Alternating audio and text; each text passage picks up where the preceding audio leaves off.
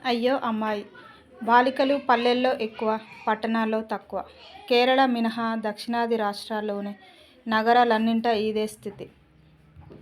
పట్టణాల్లో తగ్గిన బాలికా జననాలు. దక్షిణ భారతదేశంలో 100% అక్షరాస్యత ఉన్నది కేరళలో మినహా. తెలంగాణ, ఆంధ్రప్రదేశ్, కర్ణాటక, తమిళనాడులో లింగ నిష్పత్తిలో తేడా గణనీయంగా పెరిగిందని ఎస్ఆర్ఎస్ సర్వేలో తేలింది. తెలంగాణలో జననాల రేటు ప్రమాదకరంగా 15%కి పడిపోయింది. అందులో బాలికల జననాలు మరింత తక్కువగా ఉన్నాయి. దేశంలో లింగ నిష్పత్తి 913 ఉండగా తెలంగాణలో అది 902కే పరిమితమైంది. తెలంగాణలో 1000 మంది బాలురకు 896 మంది బాలికలే. రాష్ట్ర గ్రామీణ ప్రాంతాల్లో 1000కి 906 మంది బాలికలు.